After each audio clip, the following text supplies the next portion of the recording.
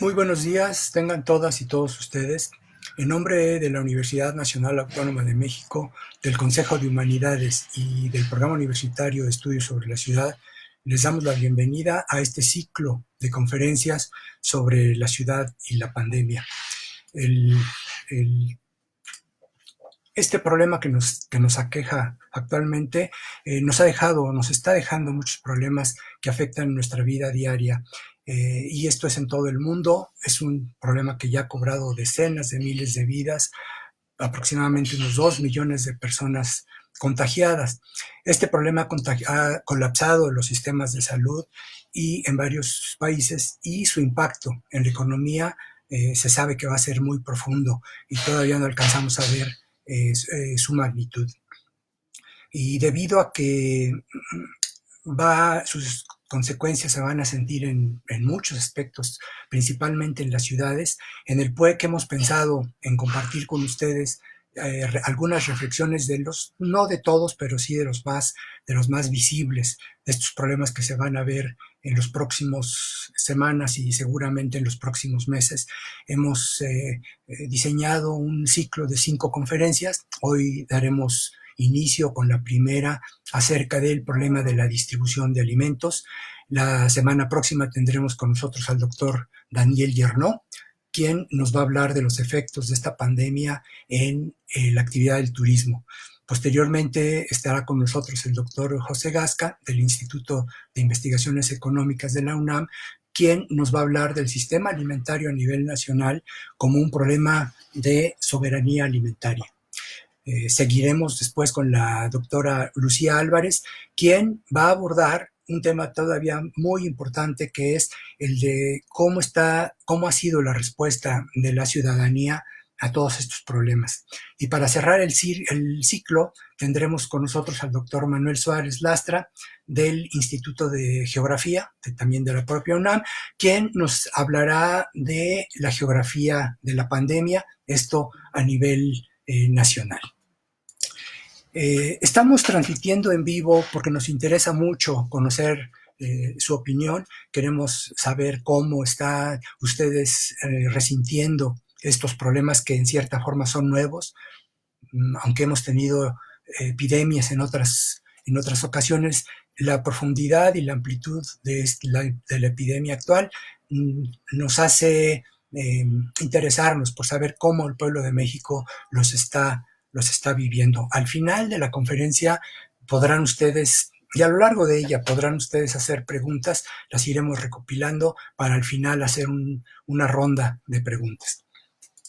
Entonces, el tema que hoy abordaremos, que es el de la distribución de alimentos en la ciudad, es un tema que nos preocupa porque estamos experimentando todos la cuestión de ir a comprar nuestros alimentos. Algunos vamos, si nos queda cerca un mercado, otros vamos a tiendas de conveniencia cerca, tiendas de abarrotes, algunos en supermercado, y hasta ahora hemos podido resolver ese problema con las molestias que se derivan de no poder ir más que una sola persona al sitio donde nos abastecemos, mantener la sana distancia. Y afortunadamente hasta ahora no ha habido problemas de abasto de alimentos, ni creemos nosotros que esto vaya a suceder. Lo que sí pensamos es que por lo general no nos detenemos a pensar cómo es que todos esos alimentos que vamos y consumimos de una forma cotidiana, cómo llegan ahí, a ese lugar, a ese sitio. Eso es lo que vamos a revisar ahora, porque pensamos que es un sistema que ya no es funcional totalmente.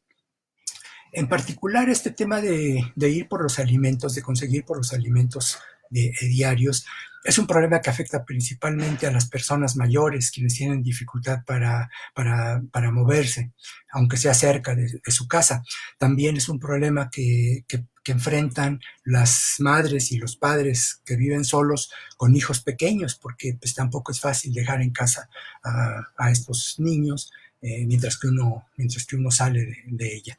Pero también hay otras personas, las personas con discapacidad, y en el caso de que no tengan toda la ayuda necesaria, pues seguramente van a padecer este problema con mucha mayor severidad. Pero también tenemos, en el caso de las ciudades, tenemos otro aspecto que tampoco hemos pensado demasiado, y es el mismo tema de cómo se abastecen de alimentos, pero en las zonas más alejadas, en la periferia de la ciudad, generalmente colonias en donde no hay muchos servicios públicos y la gente además no hay transporte, por ejemplo, o es un transporte muy deficiente. Y entonces, además de vencer esas dificultades, la gente tiene que trasladarse mucho más lejos que la mayor parte de nosotros dentro de la ciudad.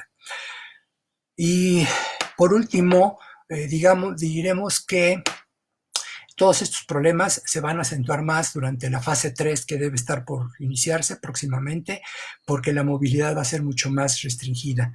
Entonces nosotros pensamos que vale la pena revisar este tema para ver cómo lo podemos resolver y para saberlo, para tener una idea más concisa, vamos a revisar cómo funciona uno de los sistemas, el sistema más importante, no el único, el más importante por la magnitud el volumen de productos que maneja, que es la central de abastos en Ixtapalapa. Por supuesto, hay otros centros. En la zona metropolitana está un segundo muy importante, que es la central de abastos en Ecatepec. También tenemos los mercados de la Merced, que son bastante fuertes en cuanto al movimiento de productos que tienen. Hay otros mercados fuertes, como el de pescado de la Viga. Hay el mismo centro histórico, que es una zona de comercio muy extensa. Bueno, todos, en el caso en particular de la central de abastos, se trata de un equipamiento realmente impresionante, ya que concentra alimentos de todas partes del país. Traemos productos, frutas, flores, productos hortícolas, traemos cárnicos, especies menores, de todo el país, de algunas regiones más que de otras, lógicamente especializado en la producción de algunos de estos productos, y el efecto a nivel nacional es algo que también tenemos que pensar, y por eso este tema va a ser ampliado en la conferencia final del doctor Manuel Lastra cuando vea la geografía de la pandemia. Pero no solamente compramos o recibimos alimentos de todo el país, sino de otros 15 países más, en donde traemos diversos productos. Y esto ha sido cada vez más importante desde que en el país se adoptó la política de importación de muchos de los productos, y en este caso de los productos alimentarios, que ha puesto o que nos pone en una condición muy difícil con respecto a la soberanía alimentaria. Este tema lo va a profundizar el doctor José Gasca en la tercera conferencia de este ciclo. Pero entonces, una vez que los productos llegan y los concentramos en la central de abastos, en Ixtapalapa, resulta que tenemos que volverlos a redistribuir. Muchas veces fuera de la zona metropolitana, lo que empieza a ser ya un poco ilógico. Los desconcentramos desde Ixtapalapa a 329 mercados, 1,300 tianguis sobre ruedas que van transitando por la ciudad, por toda la ciudad, y tenemos todavía un poco alrededor de 200 establecimientos que también distribuyen alimentos. Para poder mantener esta actividad funcionando, se ocupan alrededor de 120,000 personas, incluyendo nosotros los consumidores, que vamos todos los días a la central de abastos, se adquiere lo que estamos necesitando y regresamos ya sea a nuestra casa o al lugar de trabajo, sean hospitales, sean restaurantes, sean oficinas de distinto tipo. Y para realizar esa operación en la propia central se requieren aproximadamente unos 90,000 trabajadores. Esto nos da una idea de la dimensión de lo que estamos hablando. Y también se estima, estos son datos que hay que actualizar, alrededor de 120,000 automóviles diarios. Eh, entonces, en síntesis, tenemos un sistema que funciona de manera muy concentrada, lo cual lo hace vulnerable porque cualquier falla en una parte del sistema afecta como en cascada a todos los demás. Este movimiento de vehículos, de personas y después de distribuir, también afecta a toda la ciudad, porque si bien es cierto que la mayor cantidad de compradores viene de los lugares cercanos a Iztapalapa, donde se ubica la central de abastos, si vemos en un mapa el origen de los compradores, hombres y mujeres, que por cierto son más hombres los que se desplazan a hacer las compras, pero eh, en temas que vienen desde sitios muy lejanos, como Ixtapaluca, como Zumpango, como el estado de Hidalgo, en Tizayuca. Entonces su impacto es muchísimo, muy grande. Y si lo comparamos con las viviendas, por ejemplo, que parecen hacinamiento, las viviendas donde viven, que cuentan con uno o dos cuartos máximo, y son familias numerosas, y son familias pobres, entonces veremos que el tema empieza a adquirir unas dimensiones que mucho vale la pena reflexionar sobre ellas, sobre todo para prepararnos. ¿Cuál es la propuesta que creo que que podemos intentar para reducir los riesgos de este sistema, del funcionamiento de este sistema? Y repito, no estamos hablando de desabasto, eso estamos muy lejos de sufrirlo, sino de mejorar el funcionamiento del sistema. Esta reflexión está pensada más hacia una vez que termine en la fase 3 y que podamos regresar a nuestras actividades cotidianas. ¿Qué es lo que vamos a hacer? Tenemos que enfrentarnos a una serie de actividades, de situaciones, de condiciones nuevas. Y ya también se empieza a mencionar este tema que, ¿por qué no aprovechamos esta crisis eh, para cambiar nuestros hábitos, para cambiar todo lo que tenga que ser cambiado? Recordemos que la palabra crisis a veces suena muy fuerte, pero si vemos en el origen de la etimología de la palabra, que viene de los griegos, crisis significaba cambio. Y eso y hay un cambio porque ya lo que está atrás ya no funciona o no funciona totalmente bien. Entonces, digamos que estamos en una crisis, pues vamos a cambiar lo que esté a nuestro alcance.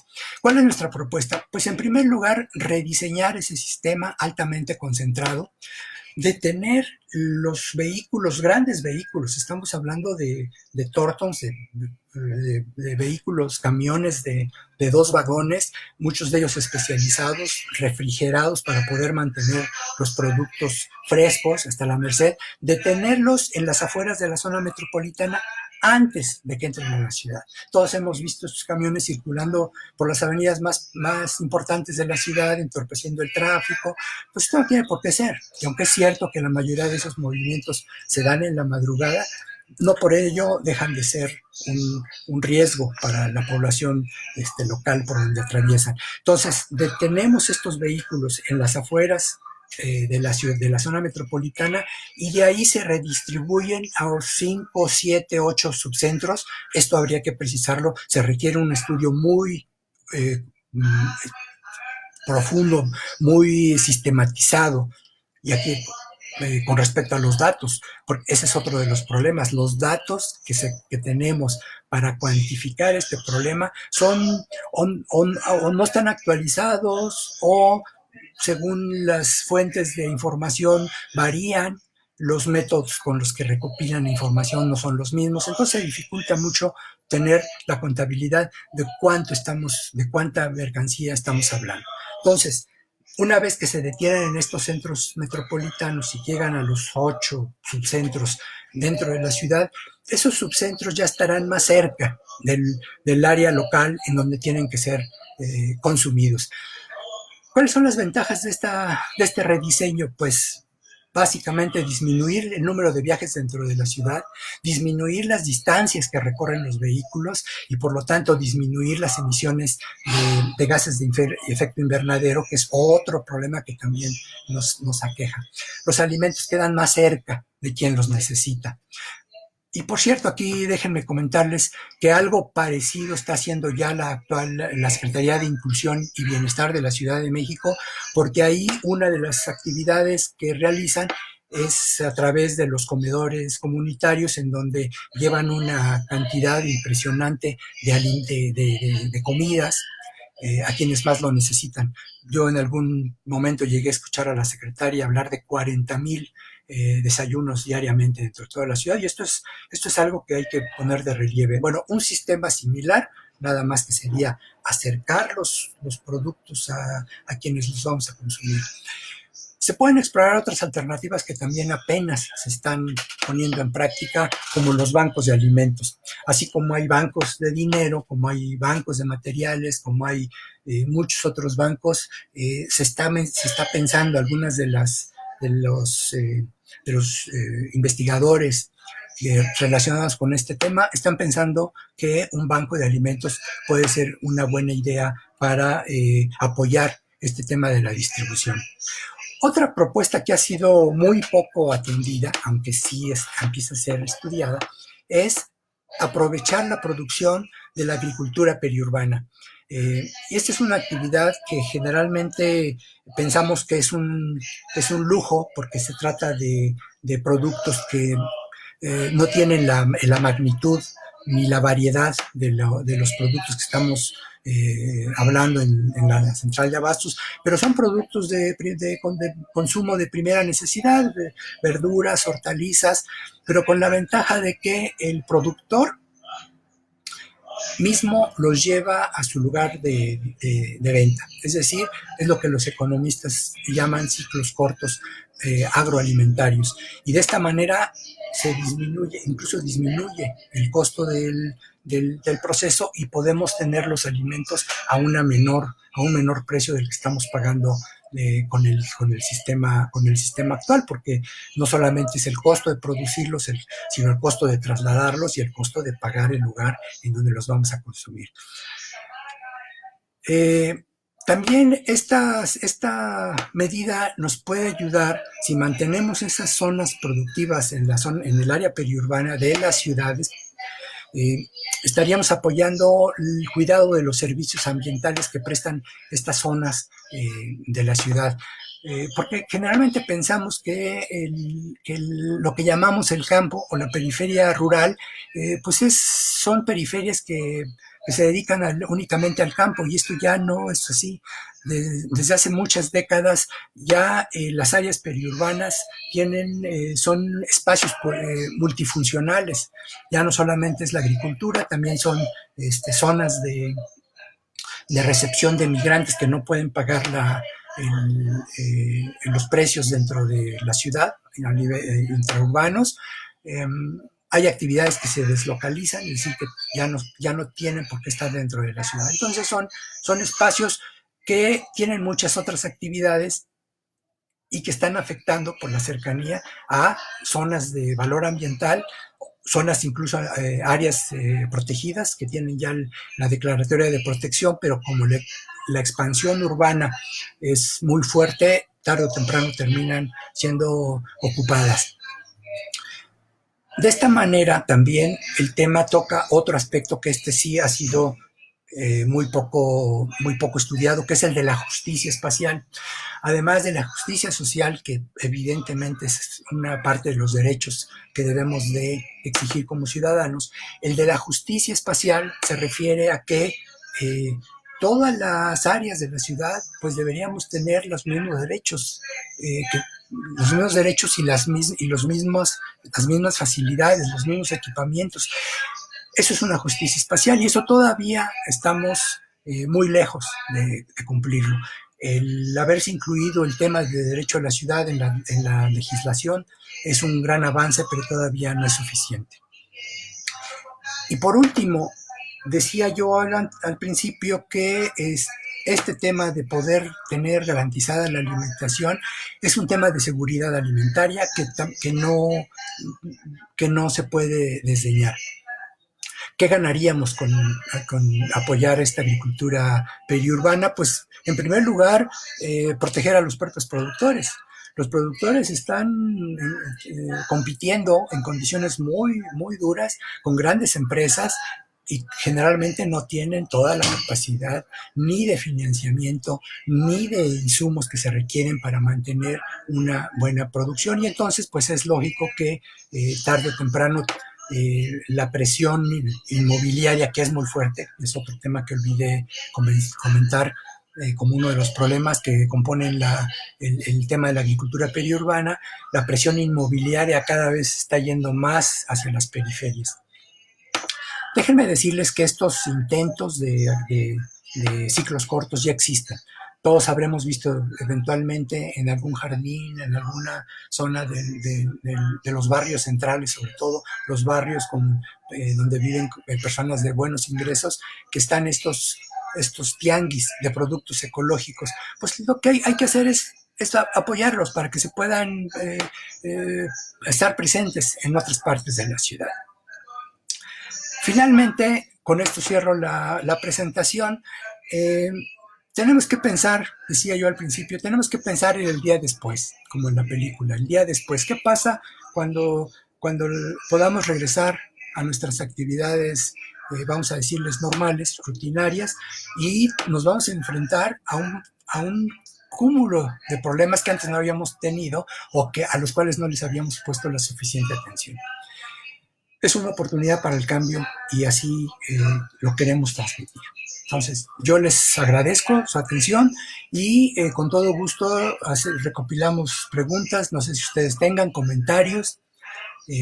Nos gustaría mucho saber los problemas que han estado ustedes enfrentando en su colonia, si no los hemos presentado aquí.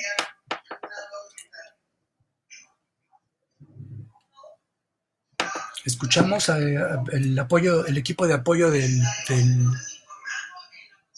PUEC. ¿No tenemos preguntas? Tenemos alguien en el micrófono. Bueno, parece que no está funcionando del todo bien nuestro equipo. A ver, aquí está llegando una pregunta.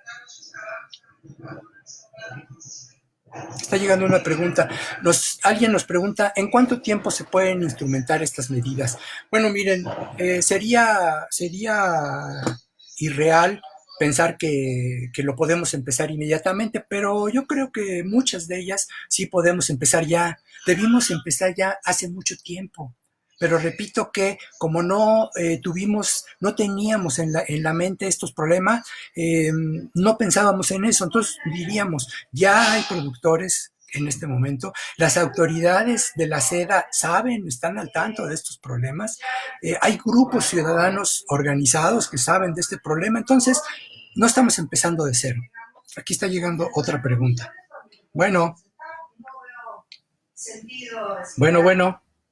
O sea, mi reporte es que estamos trabajando. Bueno, a ver, aquí está entrando otra pregunta. Alguien nos pregunta, ¿por qué no cerrar la seda si funciona tan mal? Miren, también esta situación sería totalmente irreal. Ya decíamos que la seda abastece a toda la ciudad, a toda la zona metropolitana, incluso más allá de la zona metropolitana. No sería sensato proponer que se cierre. Lo que sí podemos hacer es reestructurar su funcionamiento. Probablemente sí, con esta reestructuración se reduciría el número de vehículos, de empleados, de basura, porque eso lo olvidé mencionar. La basura que genera la central de abastos, y ahí no les doy ninguna cifra porque tenemos todas las cifras que ustedes se puedan imaginar, pero se genera basura desde el momento en que mucha de la producción se echa a perder antes de venderse.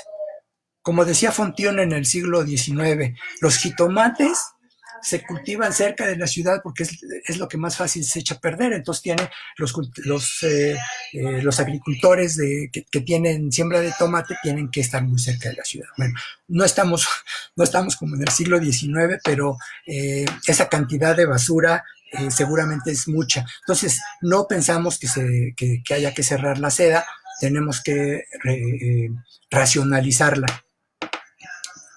Bueno, otra, otra pregunta. Me dicen que están abajo. Ah, sí. A ver, Carmen Contreras nos pregunta que si es mayor el número de consumidores hombres que acuden a la central de abasto por comercio en mayoreo o en menudeo.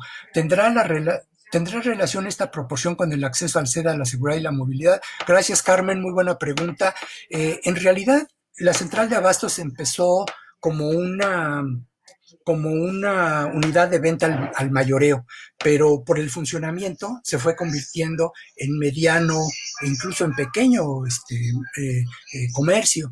Eh, con relación a la accesibilidad, es un punto muy bueno y qué bueno que lo señalas.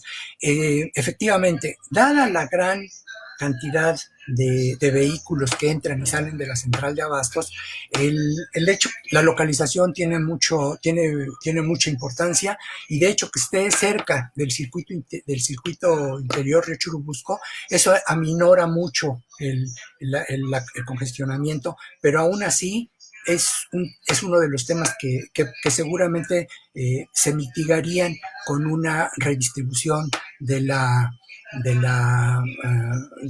actividades allí mismo. Que si tiene relación con la seguridad.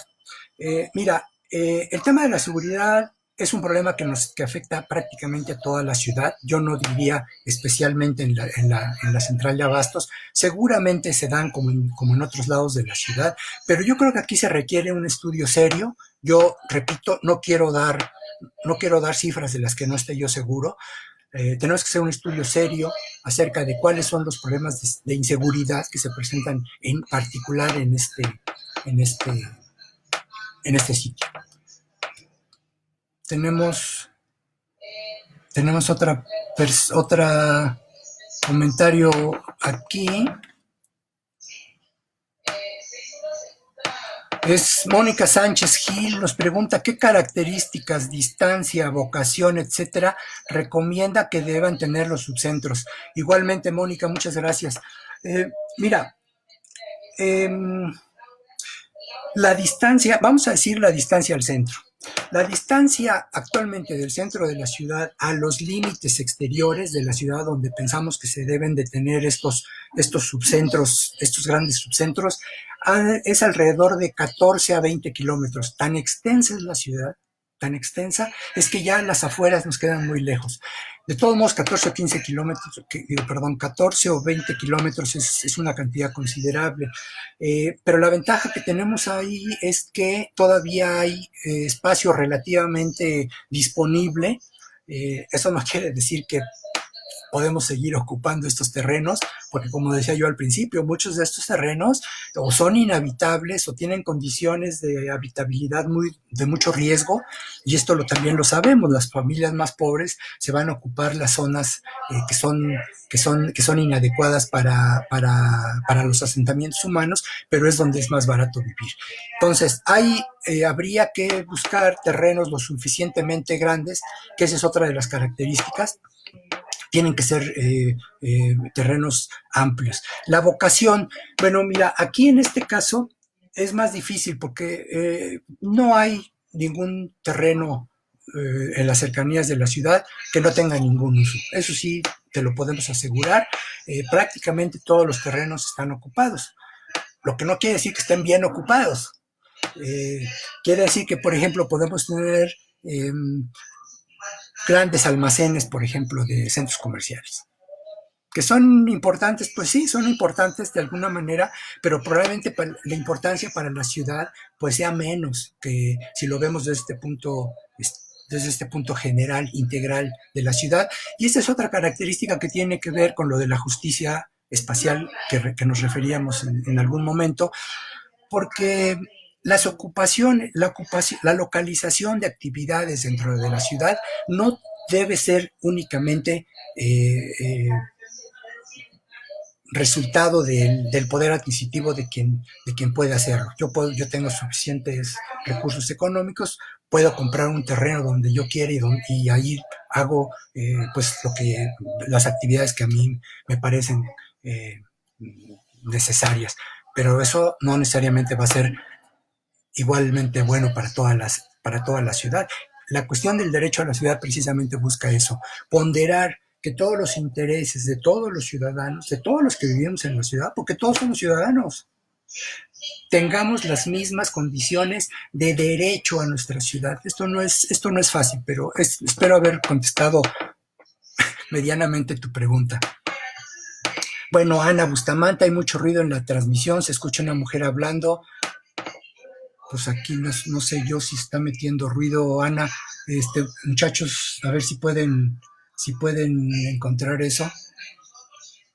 Diana Saavedra, cada vez hay menos vendedores de frutas y verduras en las plazas y mercados. Instrumentar estas medidas no los afectaría a ellos. Al contrario, Diana, eh, estos vendedores a los que te refieres realizan su actividad sin ningún apoyo, sin ninguna coordinación, sin ninguna planeación. Pensamos que si hubiese un programa emergente de distribución de alimentos, que eso es lo que, a final de cuentas, de lo que estamos hablando, un programa que tome en sus manos cantidad de pequeños problemas que en conjunto forman un gran problema, y que estos comerciantes que ahora van de manera individual, además muchas veces arriesgándose a que no los dejen vender ahí y que ya estén de alguna manera formales vendiendo su mercancía. Gerson Peñalosa, agricultura periurbana genera empleos y recursos, disminuye desechos, los integra a ciclos de nutrientes, reducir costos, etcétera. Muy bien, Gerson, muchas gracias. Natalia Colovaquies, ¿cómo nos podemos sumar a esta producción periurbana? Natalia, muchas gracias por tu interés. Te voy a pedir que te pongas en contacto con Alejandra Pérez de Galicia, del Programa Universitario de Estudios de la Ciudad. Ella es la especialista en este tema y con mucho gusto te ponemos en contacto con los grupos que nosotros conocemos. José Luis Chicoma, ¿hay cifras sobre la producción urbana y periurbana y cuál es la capacidad de abastecer a la población de Ciudad de México en términos de precios? No hay cifras, José Luis. Es decir, hay cifras, pero todas son diferentes. Incluso en el caso de la central de abastos, que ahí sería lógico pensar, como hay una administración, bueno, en realidad hay dos administraciones, una que es por parte de la ciudad, es la que lleva la administración general, y hay un fideicomiso privado que es el que administra las actividades de la central. La contabilidad de las operaciones no se lleva totalmente a cabo. Se sabe la cantidad total de mercancía que llega, se sabe la cantidad probablemente de la mercancía que las distintas bodegas venden. Si mal no recuerdo, alrededor de 260 bodegas, que son, digamos, pequeños comercios adentro de la central. Y como es un movimiento diario, seguramente el control de cuánto entra y cuánto sale no es sistemático, habría que hacerlo. Con el de agricultura periurbana yo me atrevo a decir, y a lo mejor estoy exagerando, no sabemos cuánto se está produciendo ahí. Incluso no solamente esta producción orientada al consumo urbano, hay mucha producción para el autoconsumo. Todos sabemos que muchas familias dependen de esta producción, de este cultivo para el autoconsumo. No lo sabemos, por eso insistimos en que tiene que haber un estudio serio, interdisciplinario, porque fíjense que esto pensando en lo que me preguntas de los precios, no es solamente una cuestión de, en este caso, digamos, de especialistas del transporte o de especialistas en sistemas alimentarios, que por supuesto los hay, sino tiene que ser una eh, una mirada interdisciplinaria. Necesitamos sociólogos, necesitamos antropólogos urbanos, necesitamos incluso psicólogos, porque aquí hay un tema de la percepción que tienen, ya no me acuerdo quién preguntó de Mónica, que preguntó de la seguridad, eh, no, que nos preguntó de la seguridad. Bueno, el tema de la seguridad, o más bien de la inseguridad, porque ya no hay tanta seguridad, tiene mucho que ver con cómo la percibimos. O sea, si nosotros vamos por una calle y la vemos oscura, pues decimos, no, eso es inseguro, mejor me voy por una que esté iluminada. Y esto tiene que ver, fíjate, tiene que ver con los estudios sobre seguridad, los primeros estudios sobre el delito, de la geografía del delito, que se hicieron, si mal no me equivoco, espero tampoco decir algo mal, empezó en los Estados Unidos en la década de los 60, cuando empezó a haber estudios de por qué había, a qué se debía la incidencia del crimen, de los delitos en las grandes ciudades. Al cabo de pocos años, esos estudios los hacían las universidades y muchos de los gobiernos de los condados. Al poco tiempo de estarse realizando estos estudios, pues se descubrió que la tasa de muchos de los delitos iba en descenso. Entonces, ¿cómo podía ser que por un lado había tanto interés en la inseguridad y por otro lado las tasas de delincuencia estaban disminuyendo? Bueno, hay autores que vincularon o que dieron una explicación a esta aparente eh, desincronía al hecho de que en los años 60, justamente en los Estados Unidos, estaba iniciándose el poder negro, después del discurso histórico de Martin Luther King, que dio paso al acceso de la población afroamericana a las escuelas, al voto, por supuesto, pero a muchas otras actividades. Entonces la percepción de la población blanca era de inseguridad. Yo me siento inseguro porque hay una población que antes no veía, que esa es otra parte de la inseguridad, y por eso nos interesa mucho que prestemos atención a estos temas que no vemos cotidianamente. El tema de la central, pues sabemos que está ahí, quienes pasamos por el circuito interior, pues sí vemos una gran construcción ahí. El tema de que no lo vemos también, fíjense, tiene otro referente. Perdón si me estoy desviando, pero yo quisiera contestar las preguntas, que les agradezco mucho las preguntas. Esto, yo no sé si se pueden registrar, se pueden grabar, muchachos, para que tengamos las preguntas bien identificadas. Este tema de que cómo la inseguridad está vinculada a cosas que vemos o que no vemos, se presentó también en Sudáfrica, cuando se acabó la política del apartheid, y entonces formalmente la población negra podía acceder a las calles, a los lugares. La percepción de los blancos empezó a ser también una sensación de inseguridad. Esto es muy interesante. Lo dejo solamente como una reflexión paralela. Volviendo a tu pregunta, ¿dónde estoy? En términos de precios, José Luis, fíjate que ahorita estamos viviendo una etapa de transición. Yo no podría decir, y no lo podríamos ver así, de normalidad, viene la pandemia y luego va a venir otra. No es así tan drástico. Hay un periodo de transición, hay un periodo de ajuste. En este periodo de transición, en este periodo de ajuste, incluso algunos precios están bajando de precio. Esto lo podemos ver en muchos lados a escala pequeña.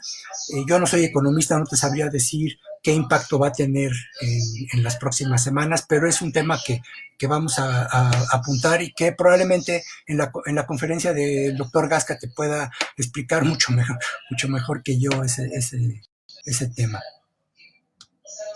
Javier Martínez, ¿a qué se debe esta concentración en el comercio mayorista de alimentos cuando se ha notado que los centros de distribución de otros productos han decidido relocalizarse en las periferias metropolitanas? Bueno, el crecimiento es la misma incógnita respecto a la ciudad. ¿Por qué crecen tanto las ciudades?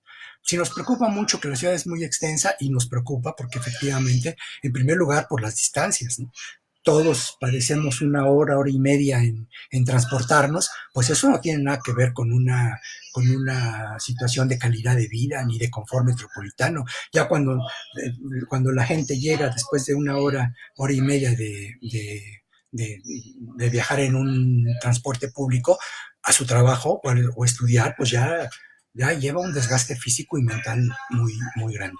En el caso, es un tema de una inercia que se da a partir del funcionamiento económico. Hay una ley en economía que se llama economía de aglomeración, que quiere decir, mientras más concentrados estén, no los comercios del mismo tipo, sino comercios de distinto tipo, que crean entre sí una sinergia, entonces pues más compradores, más vendedores, perdón, se van a ese sitio, y entonces lo que hace es que se hace una concentración. En el caso de Ciudad de México, esto pasa en todas las ciudades, pero en el caso de la Ciudad de México, distrito central de negocios, como le llaman en la literatura los geógrafos urbanos, este distrito central de negocios es extremadamente extenso. Empezó siendo la delegación Cuauhtémoc, empezó siendo el centro histórico, la delegación Cuauhtémoc, luego ya en los años 80 se extendió a las 4 delegaciones del centro: Miguel Hidalgo, Benito Juárez, Venustiano Carranza. Actualmente ya este centro, esta extensión central, pues ya se fue hasta el Estado de México por ¿cómo se llama? Por Naucalpan. Por el lado de la salida a Pachuca se está yendo hasta Tecámac. En fin, es una extensión. Entonces, la respuesta a tu pregunta es una. ¿Qué es lo que hace esta concentración? Es un funcionamiento de mercado, es una economía de mercado la que determina esa concentración. Para eso es la planeación, porque la planeación lo que hace es debería introducir elementos no solamente de mercado, porque eso también sería absurdo pretender que los eliminemos, pero sí una economía social del uso del suelo, del uso de la ciudad. Estos derechos es los que tenemos que poner atención. Esto es a lo que llamamos justicia espacial, y el PUEC créanme, estamos interesados en profundizar en este tema. Así es de que si a ti te gusta o te interesa esta idea, búscalo. No vas a encontrar mucha literatura, pero probablemente ahí habrá algunas pistas sobre ello.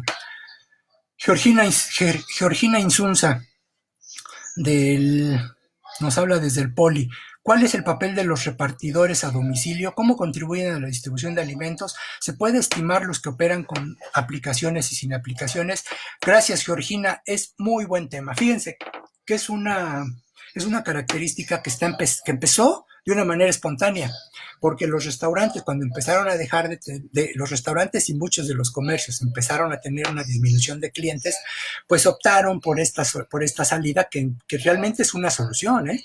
Es una solución, porque a mucha gente pues que no tenemos ganas o que no necesariamente queremos ir a un restaurante o a un centro comercial, pues es una solución.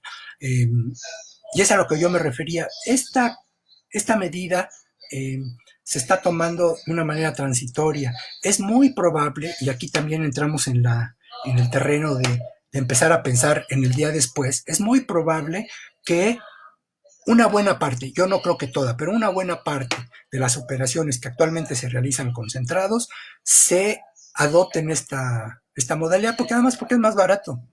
Para las empresas es más barato operar de esa manera, para los consumidores también es más barato operar de esa manera. ¿Por qué para los empresarios? Porque pueden hacer una entrega al mismo tiempo. Sus repartidores van sobre una línea y van dejando productos.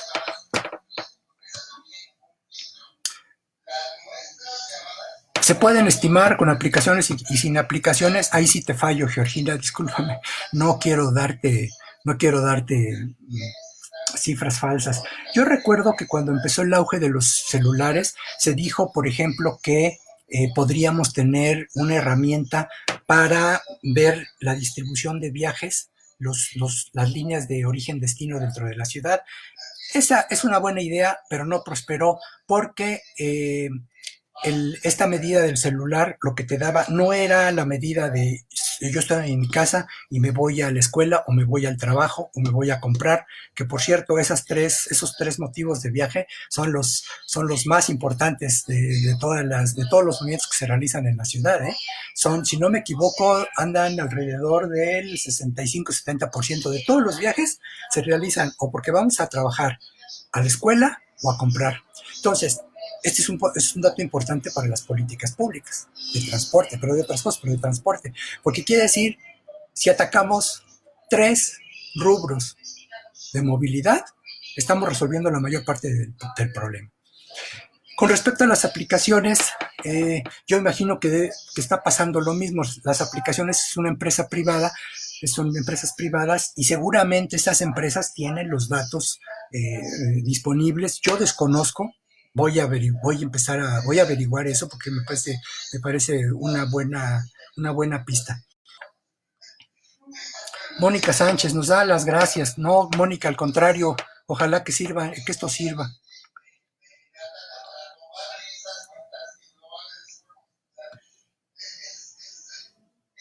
Nos saluda José Luis Sámano. La ciudad estará preparada por una eventual fase de la contingencia en cuanto al abasto y comercialización de productos agrícolas y pecuarios. Yo creo que sí. Yo creo que el volumen de la,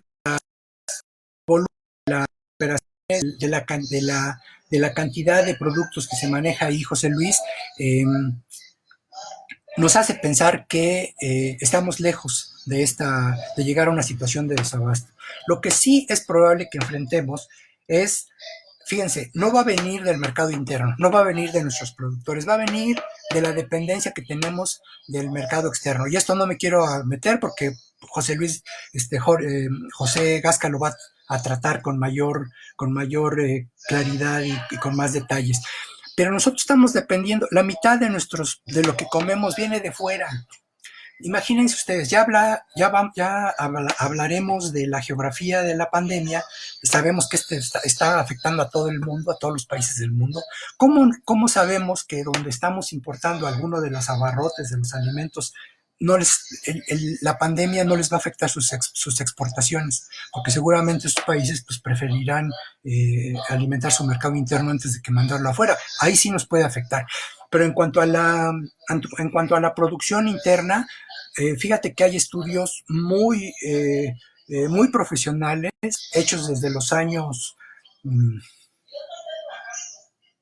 80, cuando empezó esta política de apostar a la importación-exportación, cuando empezó las exportaciones de alimentos empezaron a sustituir la producción nacional, que llevaron a la quiebra a muchos productores mexicanos, siendo que nosotros somos productores de mucha calidad de muchos de los productos. Entonces estamos vendiendo nuestros aguacates en el mercado de Estados Unidos, estamos vendiendo nuestros tomates de Sinaloa también a Estados Unidos, las naranjas, o sea, estamos produciendo mucho que no se queda en el país.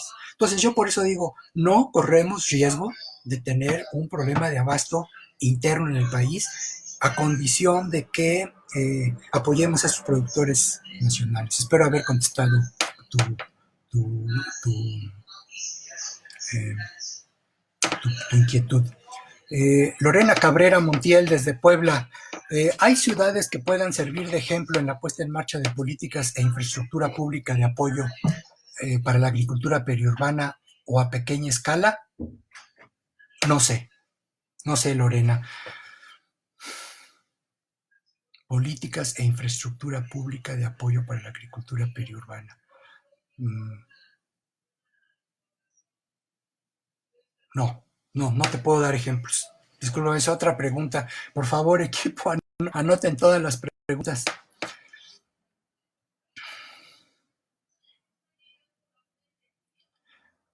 Álvaro Ignacio PDAZA.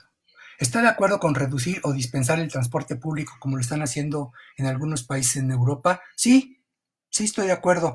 Hay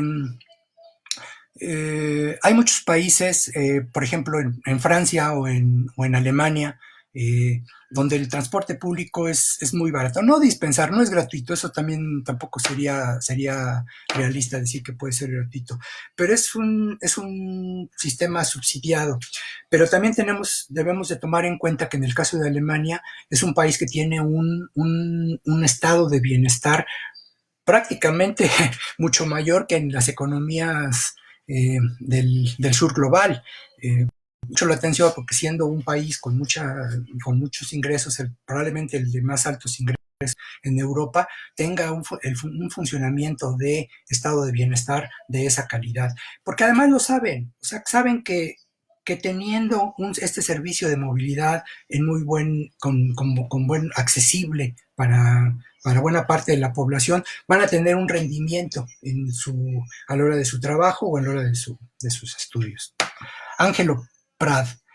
Es una realidad que los agricultores periurbanos y que son sus propios vendedores son un gran apoyo en esta crisis. Evita la aglomeración de la gente a diferencia de los grandes mercados. Gracias, Ángelo.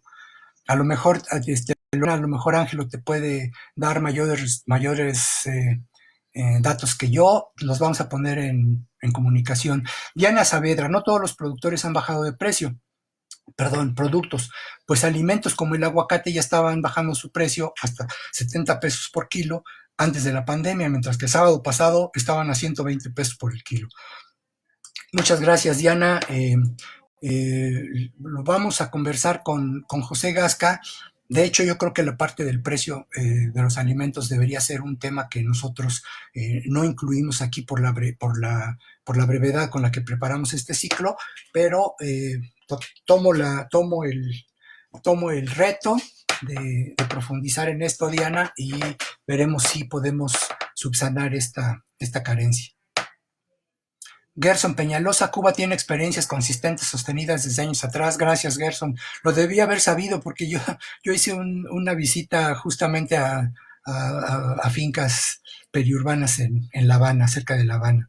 Que por cierto, de ahí fue que me nació la inquietud por estudiar este tema, no de la agricultura periurbana. Yo le entré al tema por el lado de la urbanización periurbana, que es otro tema también igualmente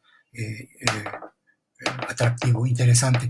Minerva Edith Telles Ordaz, doctor, dice bien que la crisis son oportunidades. En la propia UNAM tenemos desconocimiento de los trabajos que se realizan en otras áreas, en este caso el PUEC. Soy académica de ingeniería agrícola en estos temas y estos temas son de interés para nosotros. Ojalá que estas formas de transmisión para poder llegar a los que estamos físicamente lejos, que hablen bien de esto. Muchas gracias, Minerva, muchas gracias, nos hace sentir que estamos haciendo justamente lo que queríamos. Miren, este tema de las transmisiones a distancia las hicimos por la contingencia, porque no teníamos de otra. Si no podemos ir a las aulas, si no podemos hacer nuestro trabajo de manera como estábamos acostumbrados, pues ya tenemos estas tecnologías, ya las tenemos disponibles desde hace mucho tiempo, pues vamos a utilizarlas.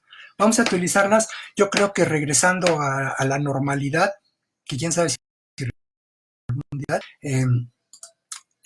actualmente se ha informado que estamos, perdón, es que se me está cortando y en la sabemos que han dado cifras de que actualmente en la UNAM tenemos 16,000 aulas virtuales funcionando todo el día, todos los días. Esto nos habla de la capacidad ya estaba disponible, ya estaba instalada, solo que no la utilizábamos. Ojalá que después de esto pues ya lo podamos utilizar. María Di Castro, me da mucho gusto acá en Cuernavaca, en la barranca de Amanalco, en la periferia. Propuse con un colega un proyecto de autosuficiencia alimentaria con base en hortalizas familiares y huertos comunitarios. Es un proyecto que incluye reciclamiento de residuos y recuperación de aguas. Pues felicidades, María. Nos gustaría mucho conocer tu proyecto. Igualmente te invito a que pongas en contacto al PUEC, incluso para difundir esta investigación. Me parece importante. Igualmente hago extensiva la invitación a todos ustedes que tengan interés en dar a conocer sus investigaciones, que nos lo hagan llegar, y en la medida de nuestras capacidades y posibilidades lo atenderemos. la respuesta de la propia comunidad fue dividida porque tienen dos líderes. Uy, casi no nos hablas de algo que casi no pasa en México.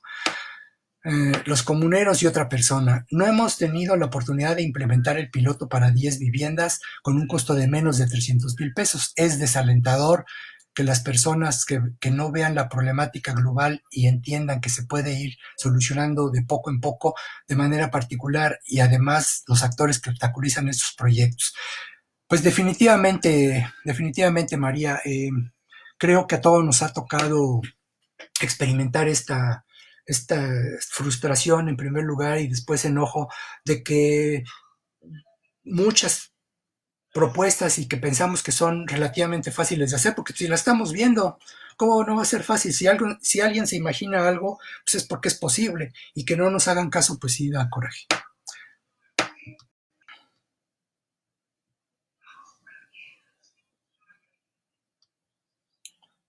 Marta Jarquín, gran reflexión. Sin duda el tema de la soberanía alimentaria es un tema que tendrá que surgir en México.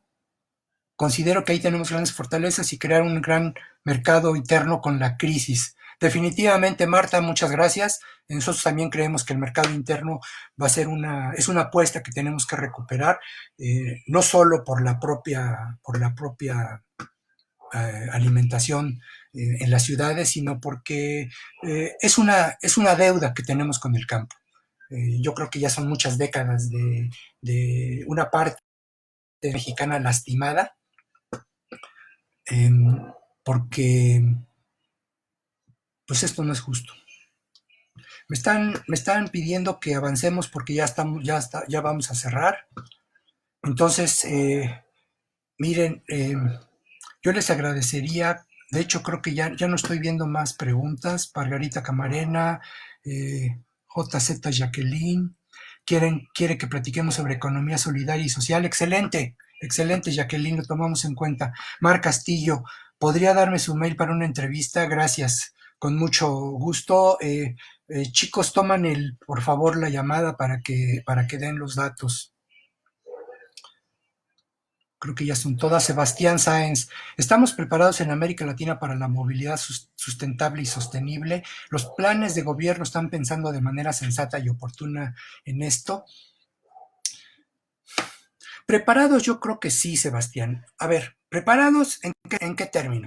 Preparados en términos de la reflexión académica, técnica.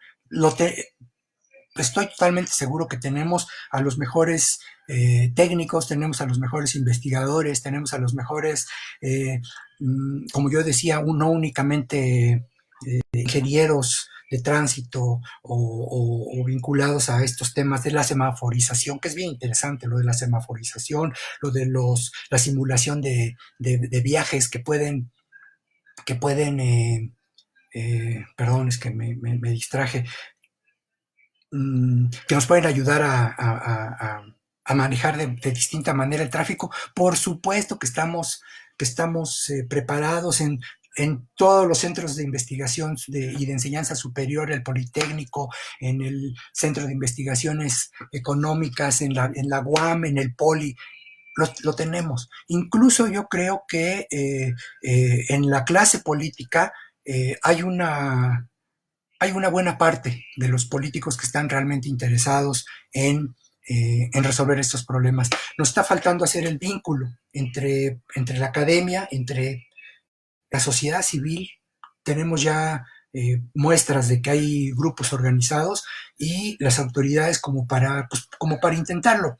Ahora, en términos estrictamente ambientales, yo creo que va por buen camino, no todo está resuelto. Empezamos a resolver primero el problema del ozono, estamos ahora lidiando con el problema del CO2, pero faltan todavía muchos gases de efecto invernadero, de los nitratos, de los óxidos, del azufre, por ejemplo, que todavía no están siendo considerados. Pero en términos generales, yo creo que la tecnología existe, el conocimiento de manejo de tecnología existe. Lo que nos hace falta es que los tomadores de decisión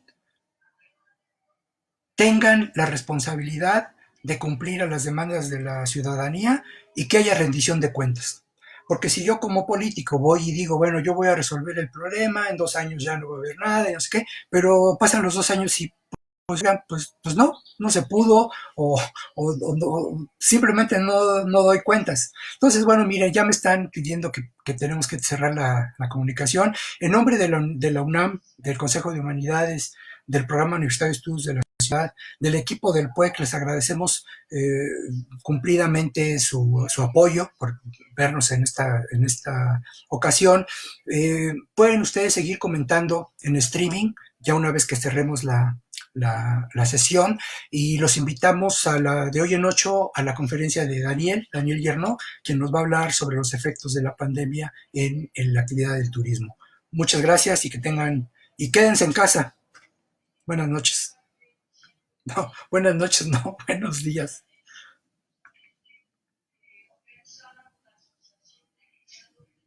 Bueno.